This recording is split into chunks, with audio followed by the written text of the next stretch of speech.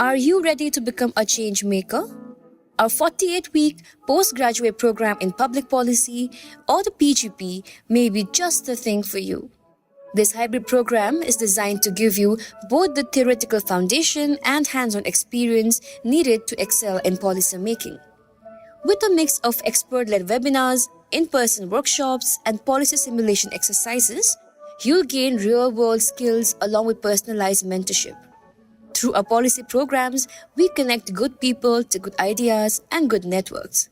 Apply now at the link in the description to make an impact.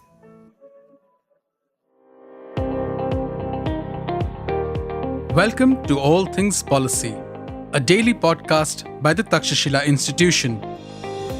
We are a bunch of policy nerds based in Bengaluru, and we like bringing fresh perspectives to Indian affairs and Indian perspectives to global affairs.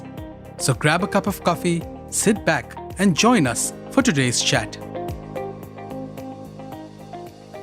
Hello everyone, and welcome to another episode of All Things Policy from the Takshashila Institution. I am Astha, your host for today, and I am the Program Manager for Defense and Foreign Affairs here at Takshashila. Today's episode dives into conversation on the evolution of mediation in India, the challenges it faces, and the policies that could really make it work for everyone. Joining us on this episode is Yamini. She is the Assistant Program Manager for Law Enforcement and Policing Fellowship here at Takshashila. Yamini has worked as an advocate who holds litigation experience prior to this and has been a part of the mediation process. In today's episode, we will be discussing the evolution of mediation in India from its roots to its current state. We'll explore the challenges it faces, such as uneven infrastructure, a shortage of trained mediators, and public trust issues. We'll also discuss the policies that could help address these gaps, making it a more accessible and effective tool for dispute resolution in India. Welcome to the podcast, Yamini. Hello, thank you for the introduction, Astha. So let's start with the basics. What exactly is mediation, and how does it differ from traditional court proceedings? So, to give you a basic idea, mediation is a method of dispute resolution where an independent external person, who will be called the mediator, facilitates party to the dispute to arrive at a mutual solution. So, the mediator is not an adjudicator and has no decision making power whatsoever. Mediation is about helping people reach a solution together instead of getting stuck in a long court battles. It also actually fits well with India's age-old ways of settling disputes and focuses more on healing and moving forward than just deciding who's right or wrong. Okay, so many people think mediation is a very Western concept, but is that true for India as well? Great question. Actually, India has a rich history of resolving disputes outside of courts. Traditionally, earlier we had the panchayat system where village elders helped settle matters amicably. So, mediation is not new, but it's more of a modern evolution of an old Indian tradition. That's fascinating. So, when did formal mediation become part of the legal system? It began taking legal shape post-independence with the Industrial Dispute Act 1947, but things picked up pace in the late 90s. Section 89 of the Civil Procedure Code was amended in 1999, which also allowed courts to refer the disputes to mediation.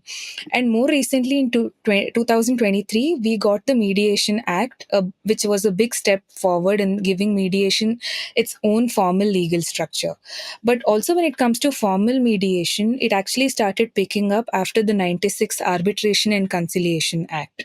So fast forward to 1990s, India was reforming its economy, and suddenly the courts were flooded with new cases, business disputes, land conflicts, and family issues. So the legal system was overloaded, and that's when the idea of alternative dispute resolution, or ADR as it usually is called, started gaining attention. In 1996 as well, India passed the Arbitration and Conciliation Act. It also introduced conciliation as a method of dispute resolution. This was the first major legal step in the right direction for resolving the disputes. Then in 2005, the Supreme Court, in a case called Salim Advocate Bar Association versus Union of India, said that courts must encourage alternate dispute resolution, especially the mediation. So, since then, we've seen court annexed mediation centers being set up in high courts and district courts across the country. Some of the NGOs and private organizations also started offering professional mediation services. Fast forward to today, mediation is gaining a lot of attraction with court annexed mediation centers and a new law, which is called the Mediation Act 2023, which officially recognizes mediation as a formal process in India. And now in 2023, we have the Mediation Act, which is a full fledged law for the first time that recognizes mediation not as a vague option but also as a solid legal process.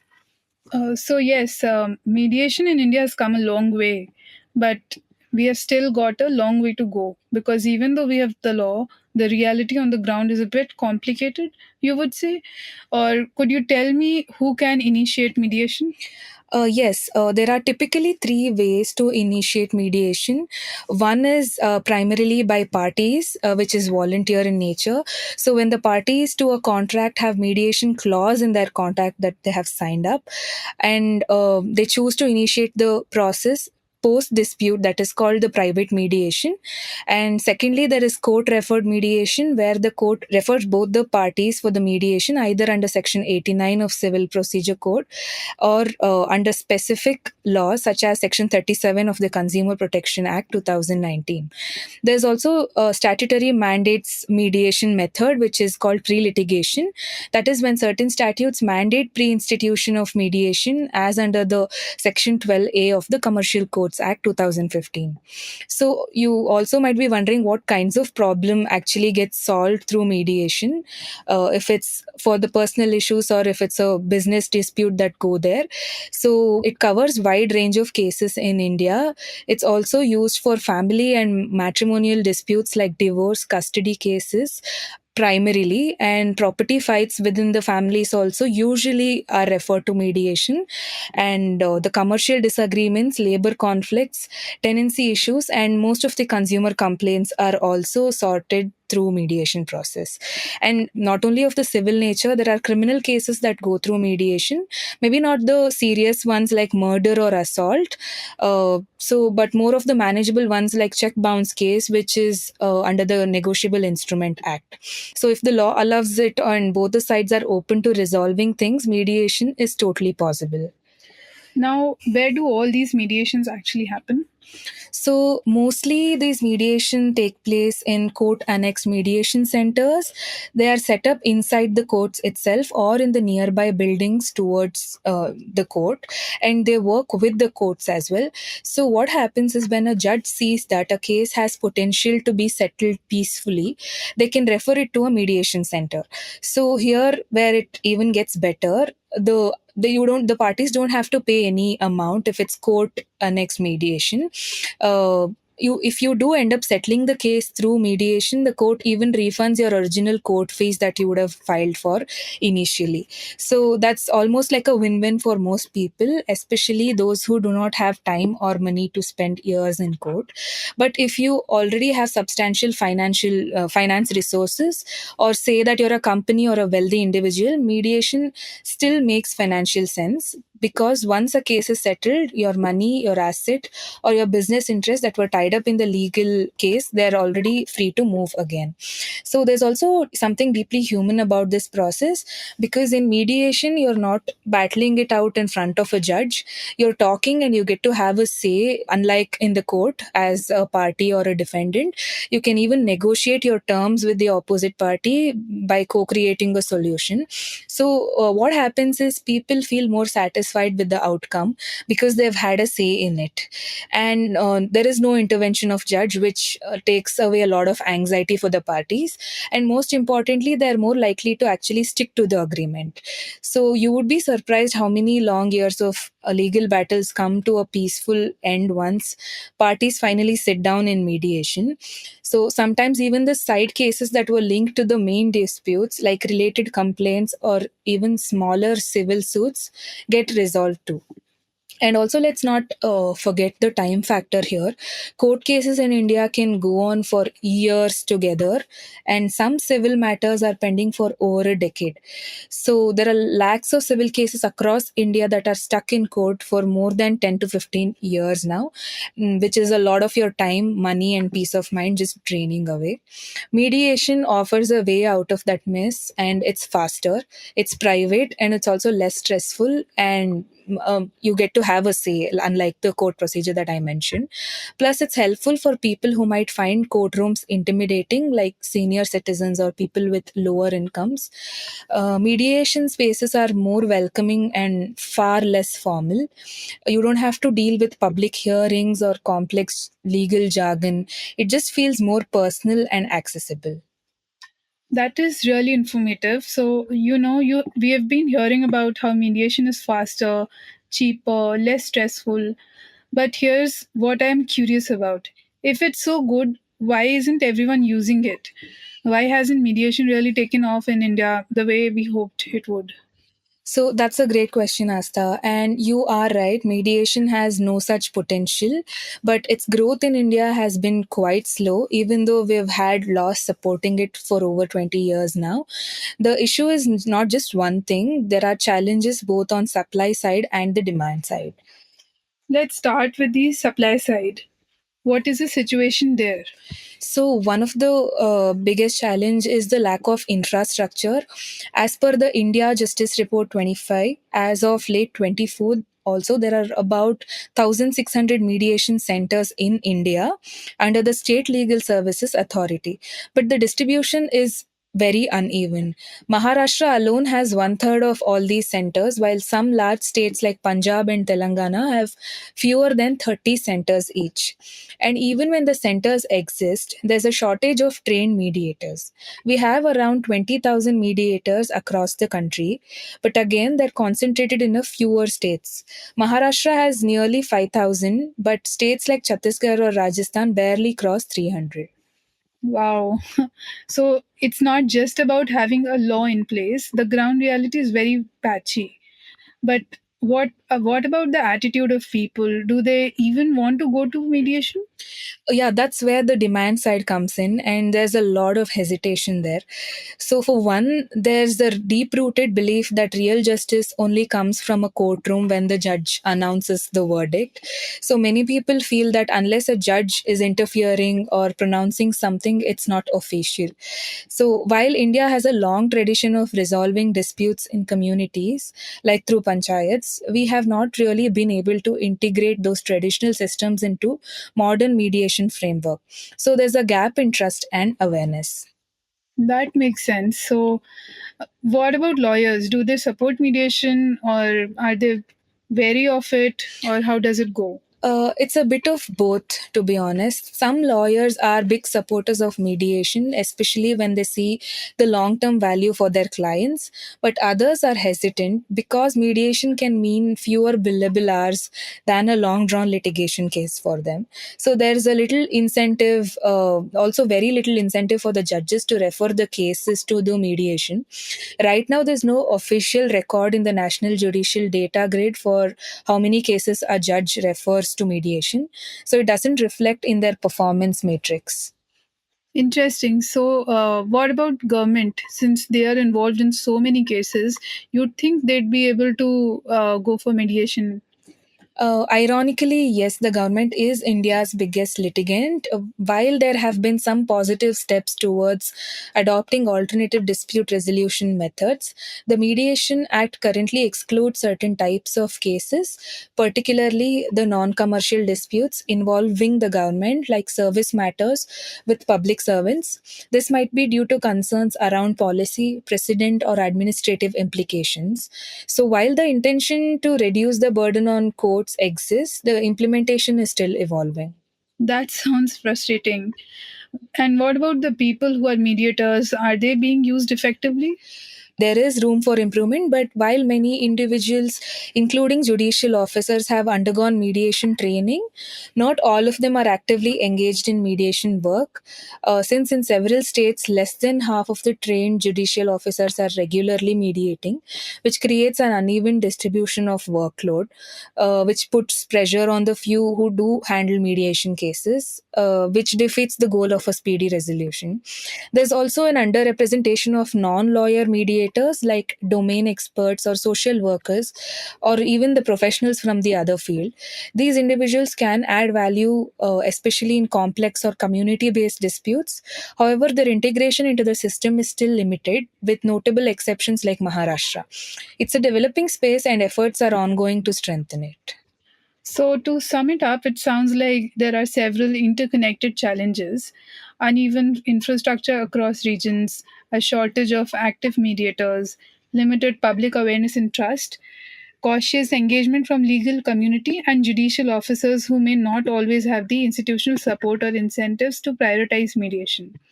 Even with the government showing some intent through legislation, translating that into widespread on the ground change is still a work in progress. That's quite a complex set of hurdles, right?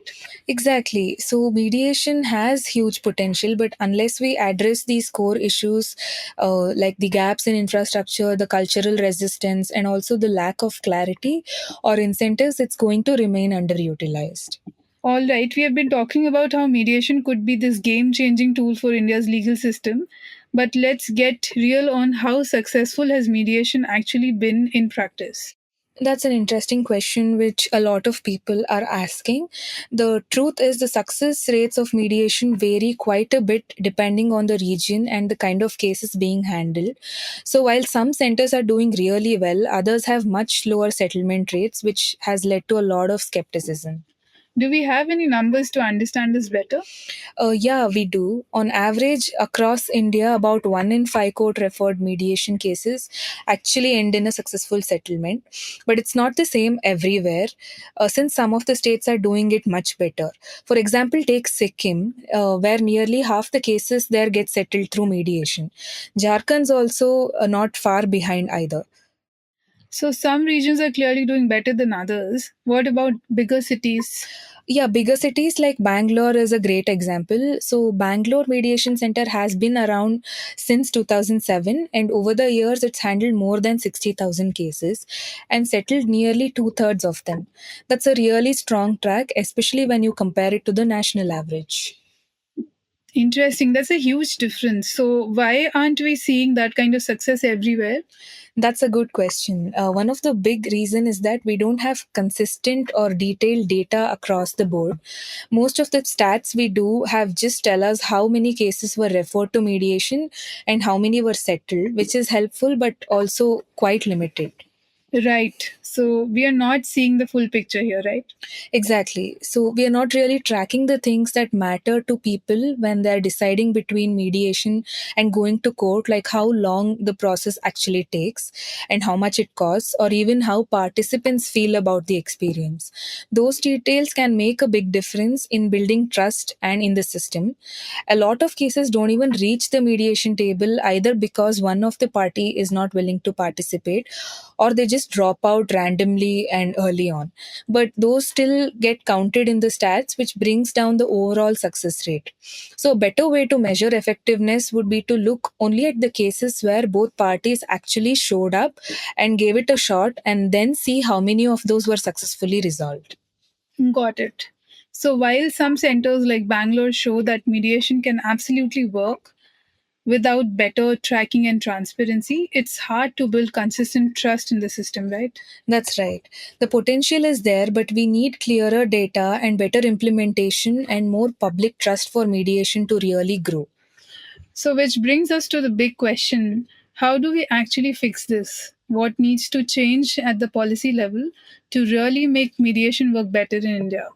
So I have a few suggestions I think would help.